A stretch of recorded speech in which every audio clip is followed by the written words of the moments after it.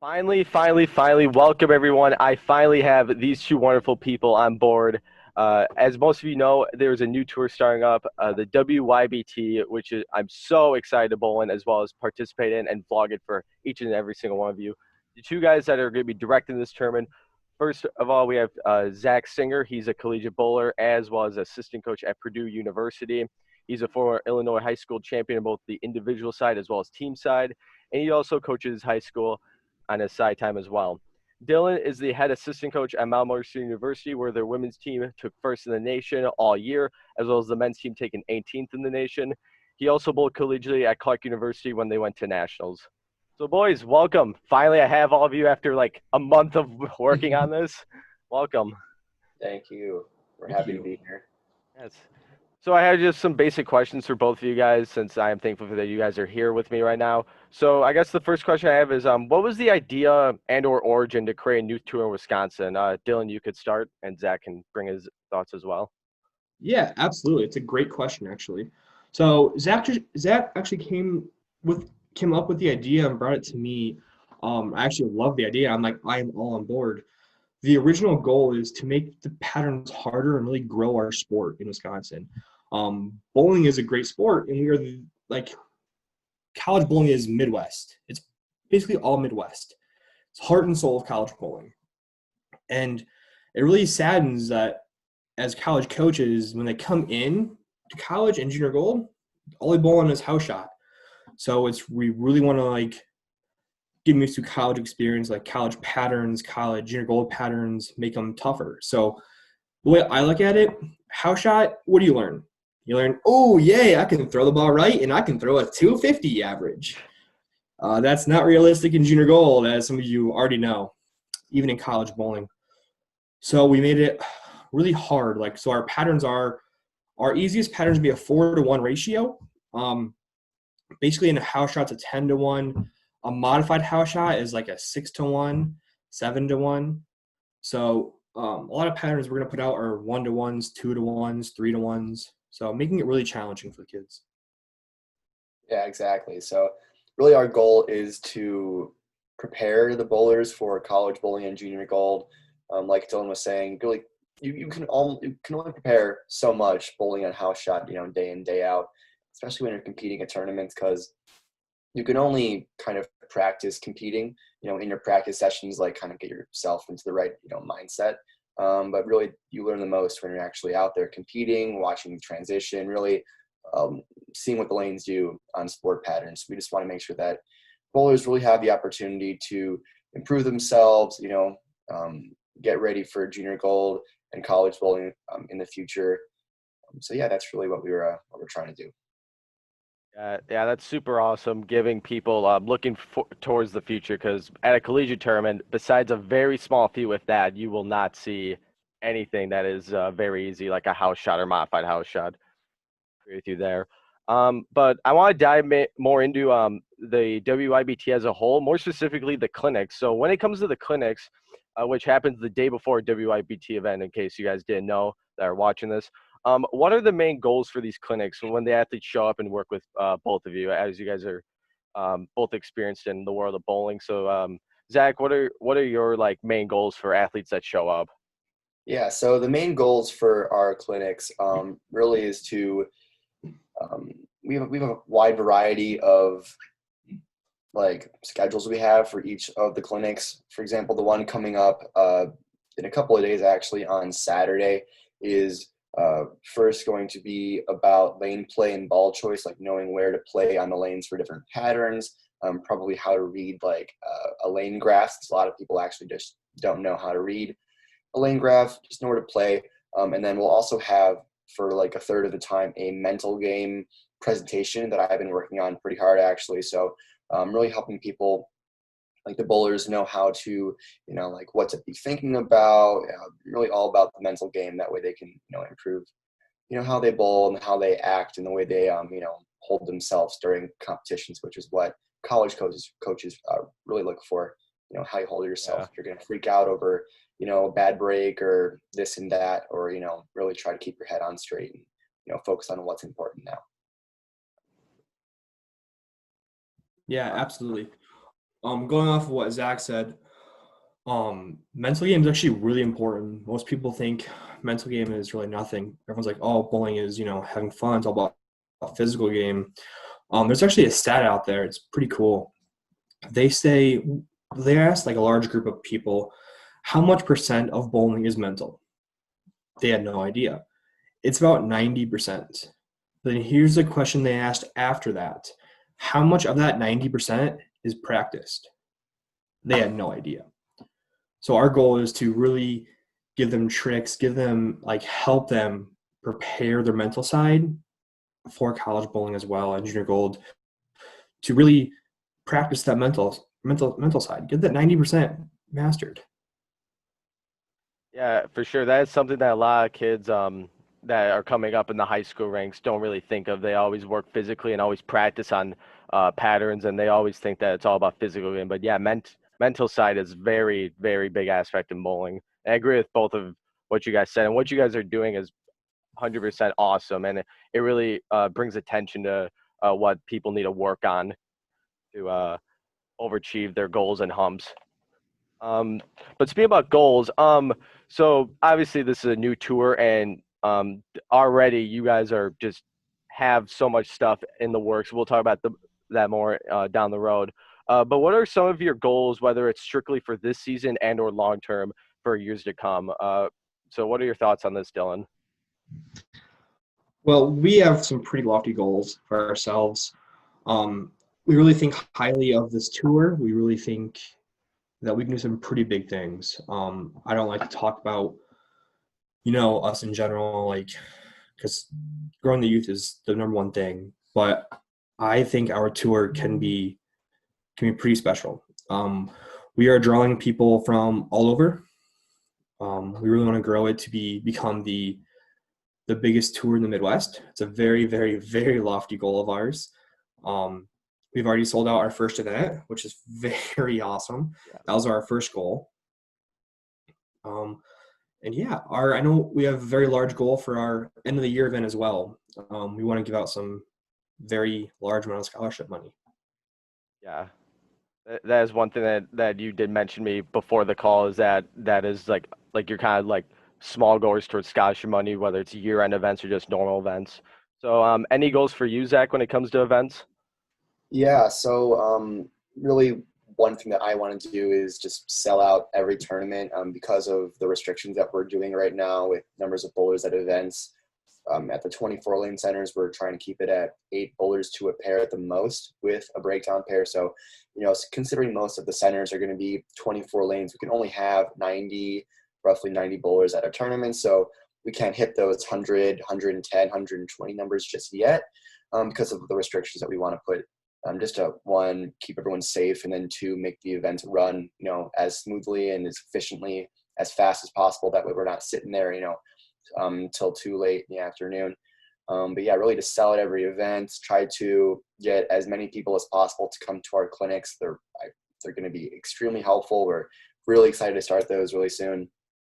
We know that we're really going to be able to, help our bowlers, succeed and do better. And then I guess kind of like a longer term goal would be to, with the tour, with all of the practice people will be getting on, all the competition you'll be seeing on sport patterns and learning more about the game, try to get some of our bowlers, onto into the top 16 cut at junior gold on a Team USA, really help people try to, long term succeed. And the biggest thing would be, of course, like a college scholarship. So that's our goal. Yeah, that's awesome, and I know you guys would recognize those bowlers that even do something amazing such as that. I know Anna Callan won the Midwest in Minnesota the other week, and you guys did amazing job of giving her recognition because she 100% deserved it. So I think that's a great goal that you have in mind. Um, but looking at the tour schedule for this upcoming season, more specifically the format for each of the events vary between single elimination, round robin match play, and double elimination. Talk to me about the idea of switching between these well-known formats such as these, and is this to keep the tournament to feeling fresh and not stale over time? Yeah. Yeah. So the way that we decided to come up with the format was we want to provide bowlers with experience for college bowling, junior gold especially, because that's like one of the most applicable things to pretty much all youth bowlers, under 20. And then also round robin is used a lot in PBA events. I really like the round robin format, so we are doing that once per half. It's going to be one of the middle events each half of the season. But the idea for the first half of the season being a single elimination is that when you make it through to the cut at like college events, those are all single elimination, generally either best of 5 or 2 games total pins.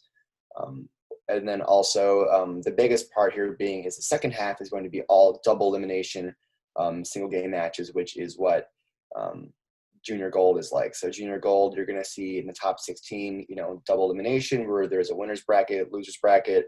So it still gives you a chance to, even if you lose a little bit through the winner's bracket, a chance to come back and do well there. So, just try to give our bowlers a chance to see different types of formats than just the same one every time.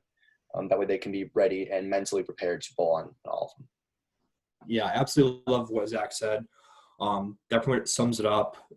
Like, we're going to talk about this more later on, but our first half is going to be basically college, experience at college, how college formats are run and like all this. But the back half is going to be all junior gold stuff because we want to prepare them for junior gold. Like Zach said before, our goal is to get, people up there in the rankings of junior gold. But yeah, because that second half happens right before junior gold starts.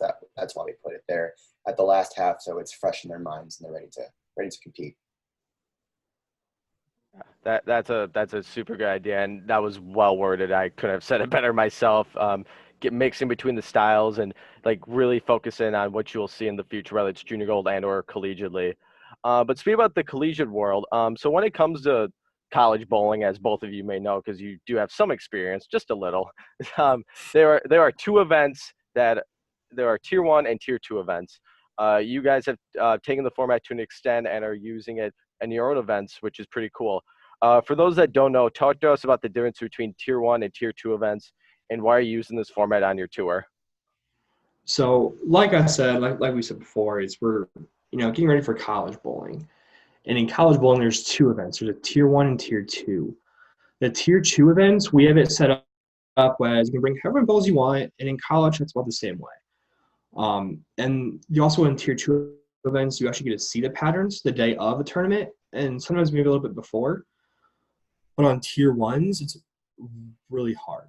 So on tier 1s, you only are allowed 5 bowling balls, like a junior gold is. And that's what we are also doing for a tier 1. You're limited to 5 bowling balls max you can bring in, and you are not going to know the pattern until the tournament is finished. And it's the same way as college.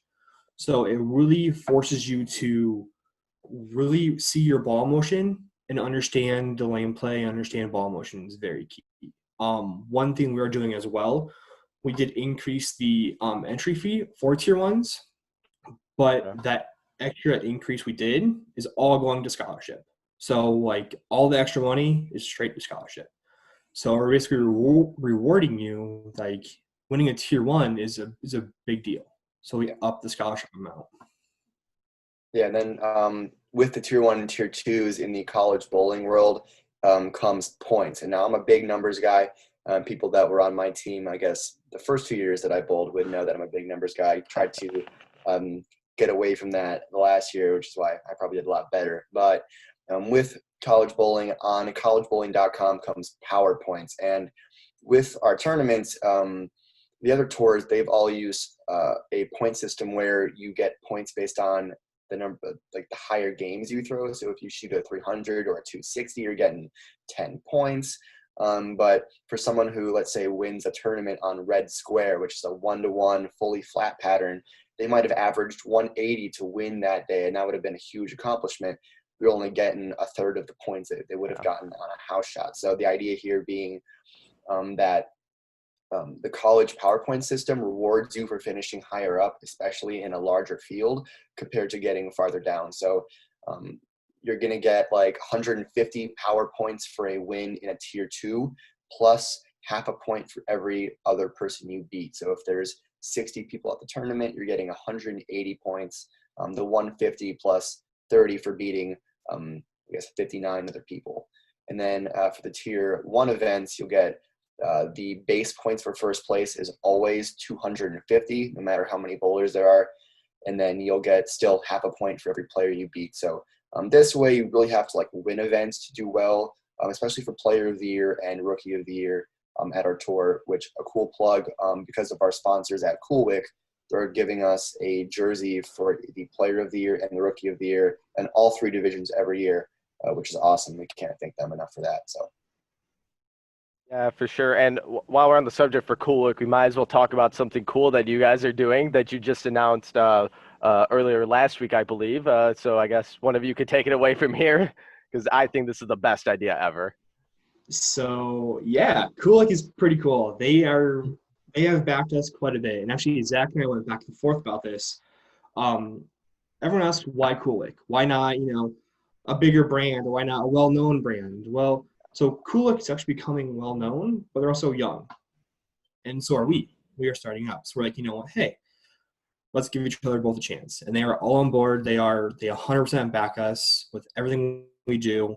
And with that, the champion of every event in each division will get a Kulik jersey as well as a Kulik banner. Mm-hmm.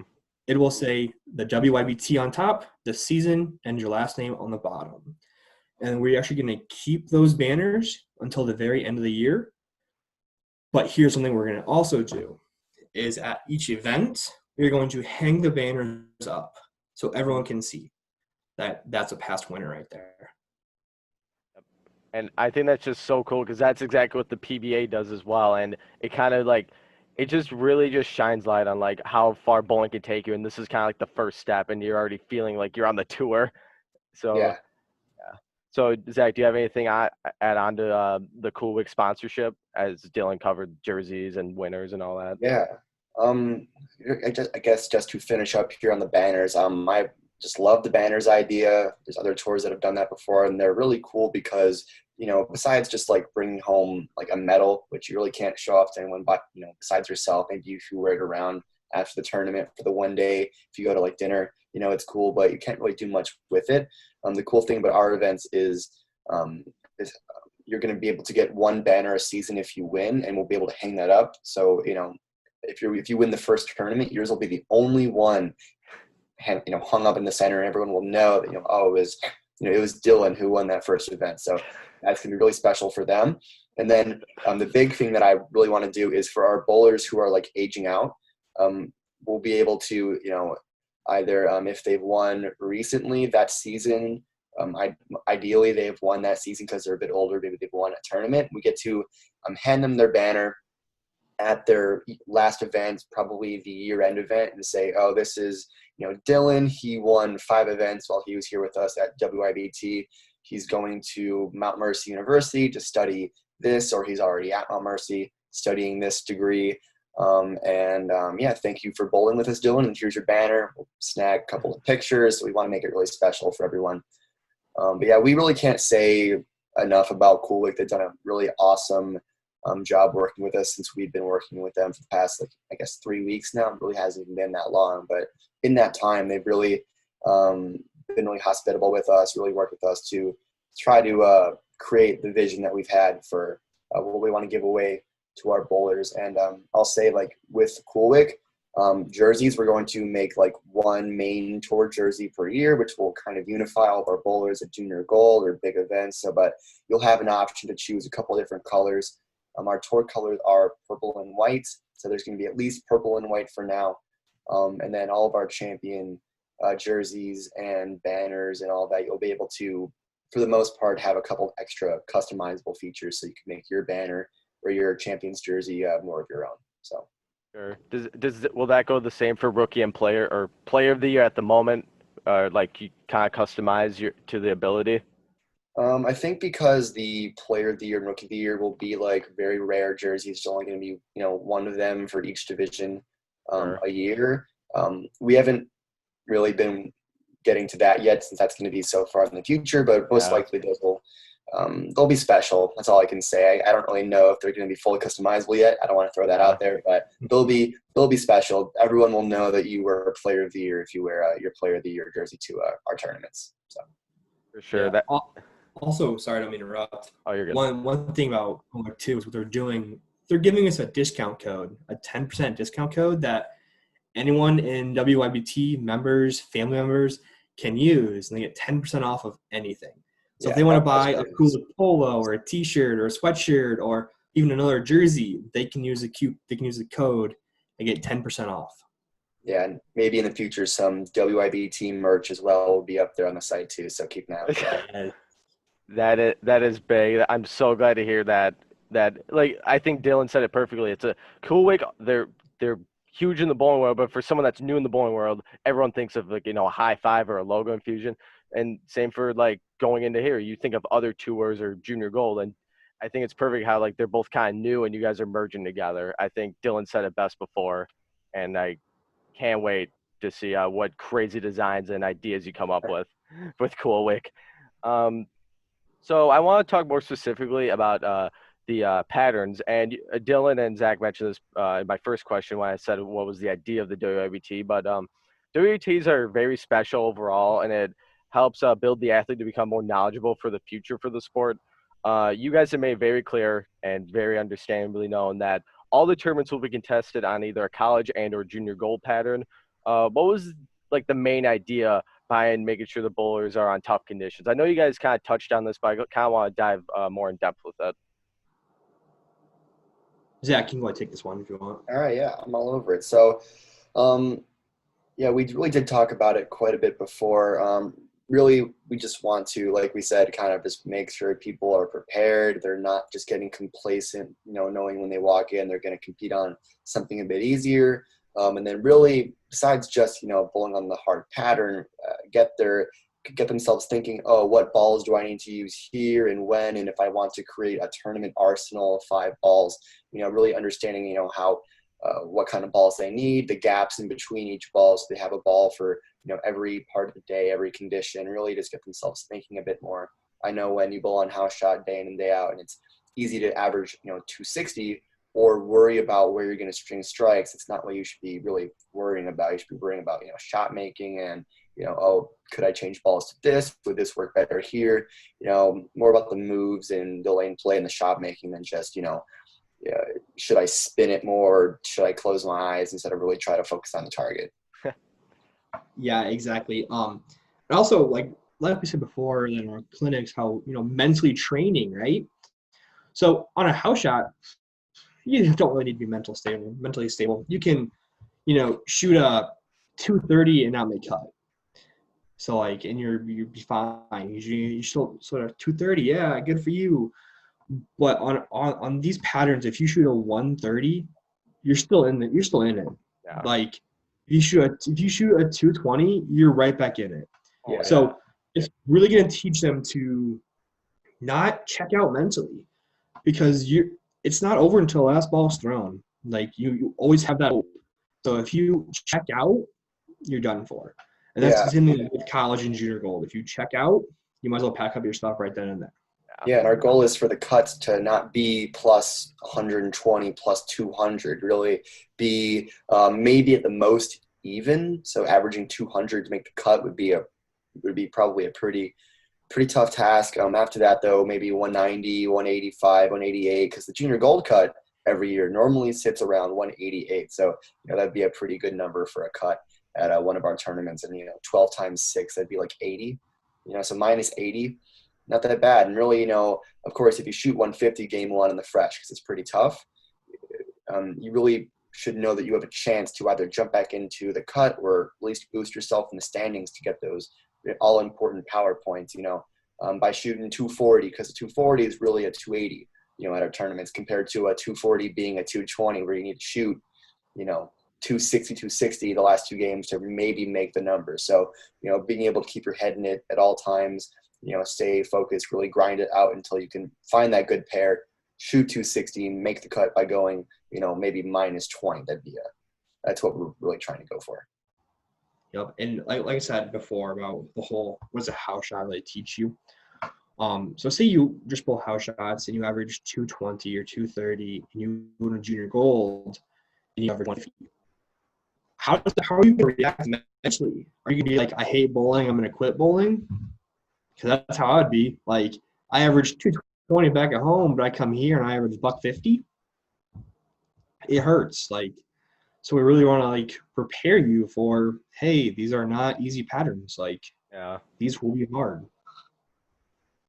Yeah, I think that's well said because a lot of people only bowl on house shot, which is so unfortunate because I wish if I could go back and do it when I was growing up because there's a lot of house shot tournaments and it's just really unfortunate. But I'm glad that you guys are finally taking the initiative to finally boost. Hey, like, hey, averaging 160 and you're in the cut. Hey, take it, man. Like that means everyone else. Like, that means everyone else struggled just as much as you did, and it's gonna help a lot mentally, like you said. I'm gonna dive into it. I didn't give them this question, and this is gonna be kind of like a question that I don't know if I'm gonna put in this video or not. So there are other tours in Wisconsin. I'm not gonna mention any. But the tour schedule, you guys have 12 events, correct? Yeah, it will be 12. 12 events, cool. Um, are you guys gonna purposely work around other tour schedules so they're not like conflicting with one another? Yeah, but the goal really isn't to conflict. We're not out here to like, you know, try to knock somebody else out. Like I know we're just trying to provide an option to help you really improve and really pinpoint that we're trying to improve you for college bowling and junior gold. That's kind of like our thing. We're not trying to, kick anybody else out or purposely, start a fight with anyone else. We're just here to, help people do their best, be their best, become their best. And, yeah, that's what we're here to be. Yeah, Zach said it very well. This is for the youth, like period. We're not trying to take away any opportunity they have. Like this exposure to all these tournaments, whether it's Illinois, whether it's Wisconsin, whether it's Iowa, whether it's Indiana, like go to them, experience what different patterns like, different centers are like. Get out there. That's one thing we don't want to do. We don't want to take away any opportunity like from anyone. So we're really about youth. Actually, one thing we do too is so Zach and I, we could put out our whole entire schedule for our front half and our back half right now. We absolutely could.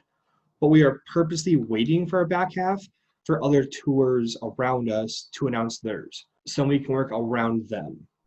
So like our biggest goal is to work around everyone, and this is for the youth, not for who's the better We'll look tour. at dates that make sense for us. We're not going to try to purposely conflict with anybody. That's not the goal. We're here for the youth, period T, and that's about it. That is very well said. You guys, man, you guys word this stuff better than I would. I'm very happy that it's about the youth and growing the youth, and because I said this to Dylan myself, and I'm sure I told this to Zach before. I've always thought youth was very underappreciated, and same for college bowling. And to finally shine light and actually give recognition to those, because that's one of the reasons why I started this YouTube channel is to recognize bowlers that should get recognized. Because a simple JBST win, or different tour win could like make or break their bowling career. Like, oh, I won this tournament, so I'm gonna keep on pursuing this, and they can make possibly go something down the line with it. That is all I have. Is there anything you guys want to plug in or say? Or I mean, the event's this Sunday. I hope to see everyone there. But is there anything you guys want to kind of plug in before we call it good? I'd say like for all of our events, if you're bowling your first one, make sure to bring your code of conduct form and your first event form. That way we can put that onto our system. That way you don't fill it out at the event. Come with an open mind. Don't walk in thinking that it's just going to be easy, or if you do poorly, you can just kind of check out. Like Dylan said, really try to keep an open mind, really be open to learning new things, and especially doing your best even when you're kind of maybe down there in the rankings or kind of down in the dumps. Really try to learn as much as you can in every situation, because there's always something that you can learn. Yeah, absolutely. Basically what Zach said. One thing too is we are, like I said, focusing on college. So one thing as a college coach, I'm gonna separate this quick. I've been hearing a lot of bowlers saying like, "Oh, I'm not good enough to bowl in college." Well, how do you know that? Who's telling you that? You, your parents, or is it a college coach? I doubt it's a college coach. So really believe in yourself and come out to these events. Get exposure. You guys are good enough to bowl in college. So don't sell yourself short. Yeah, and I'll finish up with the fact that at the end of our season, ideally the Saturday before our year-end event, we're going to be hosting similar to, I guess, like Collegiate Expo that Junior Gold kind of has beforehand, like TurboTech. We're going to be putting on a college exhibition where bowlers will be able to come and kind of just, exhibit their skills for college coaches to come in and watch.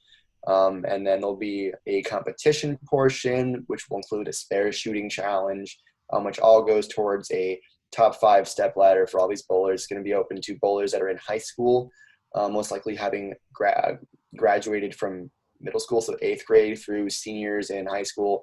And they'll have a chance to show their stuff to college coaches, try to grab their interest, maybe a scholarship or two. We just want to make sure that they have that opportunity to, like Dylan said, like expose themselves to all those coaches who are out there looking for people who may not have heard of them before. So we just want to provide that opportunity. All right, so this question can go to both of you guys. So what are some of the cool things that are going to make your tour just stand out overall, specifically more during the bowling portion? Zach, you want to take this away? Yeah, sure. So to make our tournaments like the best and the most well-run out of any tournament you're probably ever going to see, that's our goal. Starts at the check-in line. So our goal is to get you, ideally just the bowler or one parent right now because of trying to keep people away from each other. Get you through the line within 10 minutes at the most. That's like at our peak check-in period, like 10 minutes max. It should be less than 5. That's going to be because first, we're going to have 3 people at computers that can all check you in no matter what division, no matter like if you're guys, girls, or handicap, you're just going to be able to go up there, say, hi, my name's Zach, I'm checking in. Here's my $80 for the first event with a membership fee. And then, boom, you'll get your score sheet. You can move down the line after that. There's one more required stop you're going to have to take. In order to make our tournaments as valid as possible, we want to randomize all of the lane assignments. So for now, because of COVID-19, we're not going to be doing this in person. We've already randomized all the lane assignments for our first tournament already. We did it as straightforward as possible with a number generator, and we had no part in choosing where the bowlers are going to be. But as soon as we are allowed to or feel like it makes sense to, you'll be presented with a deck of cards kind of spread out. For example, we have 16 handicap spots and then 17 to 96, I guess you could say, 80 spots for the scratch bowlers. So if you're a scratch boy or girl, you'll be able to choose a number out of a deck of cards 17 through 96. So 2 decks of cards will be in the pile or so. But that'll completely randomize where you go, what lane you're on, who you're following. We're not going to have any impact on the outcome of the event. I know in the past, other tournaments, you could say, I want to bowl with this person, I want to bowl near him or her, or I want to be, by these people. We're not doing any of that at Junior Gold, at college events. You have no clue who you're following, especially at college tournaments where you might follow some jet wash where people are playing 20 boards left of you and you have to make a move off of that. So we want no impact on how the tournament, the outcome kind of comes to be. Yeah, perfect. And also one cool thing we're doing too is we're doing a live scoring thing. So basically what it means is only the directors will put in scores that way, but also you have a QR code on your score sheet. What that allows you to do, just scan that QR code and you can check the standings. You can refresh them as we put them in. So you can see where your son or daughter is at after game 1, after game 2, after game 3. You don't have to constantly get up and move around to go see the scores, see the standings. Of COVID, to make it as moving as possible. So this option lets you see where you are, and you can just check the standings right then and there. Yeah, so it's perfect. So we can limit exposure from everybody throughout the bowling center. I'm really just, trying to make sure the bowlers stay in their pair at all times, not walking around to socialize with their friends, staying where you're bowling, staying, where you're focusing on in the moment. At college tournaments, you can't walk around to other pairs to say hi to your friends and see how they're doing, because it's just not how that works. So really, trying to make sure that we, one, protect everybody by limiting exposure, and then two, making sure that, bowlers are staying where they should be, and really trying to focus in on what they're doing. And then also, couple of things that we have that we're bringing with us to the first tournament is a large projector as well as a super big whiteboard. So while the scores will be live streamed, I guess you could say, all that live scoring will be right there on your phone. If you happen to have broken your phone, or you're near one of the ends of the center or near our check-in table, you'll be able to just stand up and look over at either our super big whiteboard. The whiteboard is going to have, first off, the scores and the cut numbers for all the divisions with your name written in and all that. I wanted to keep that so it would be kind of more traditional. Other tours have always used that whiteboard with writing in the names every game. So I thought that was going to be pretty cool.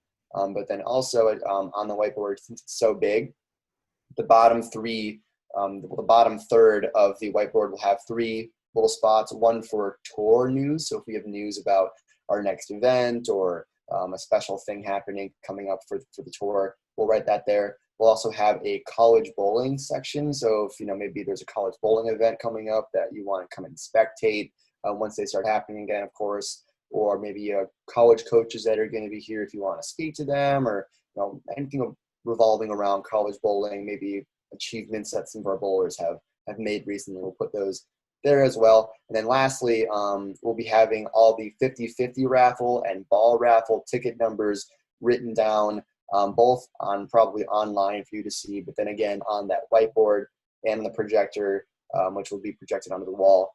That way you don't have to wait for the PA system or whoever's announcing it to announce the numbers over the PA. I know as a bowler, that's always distracted me if I'm getting ready to throw a shot for 3 in a row and I really need a double or a triple.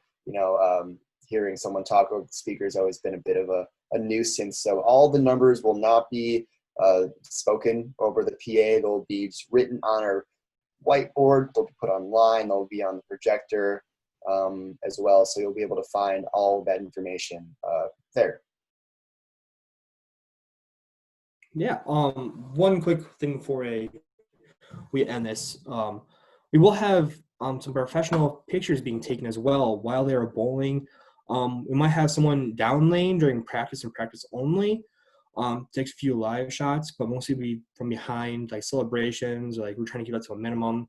If they strike, their emotions they have, a fist pump, or emotions they strike, they get happy, or they split, sad, the emotion, and just put on Facebook and Instagram.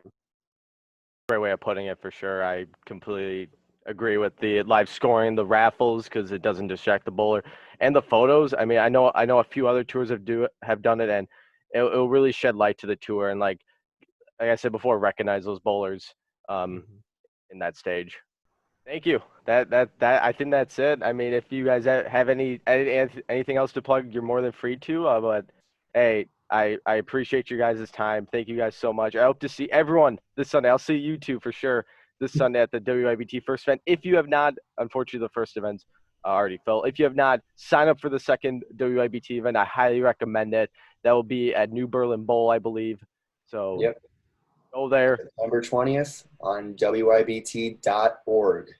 Sign up is open. Yeah. Sign up's always open for the next 2 events. Yep. Feel free to go and sign up for clinics and tournaments on there. Yep. And the beautiful part about signing up for you guys, let me just say this quickly, is it's all online. You just fill out a Google form and it's it. You don't have to mail anything. You don't have to wait for it to be 2 days, maybe come up short for be on the waiting list. You just right then and there. So I think that's awesome. You can also pay online, pay in person. So it's a lot of different options to for sure get through this event. Anything else, guys, or is that it? Yeah, that's all we got for you, I think. Yeah, I think it's our Facebook Facebook page, but All right. after that, yeah. All right, awesome. Thank you guys so much, and I'll see you guys this Sunday. Peace out. Peace out.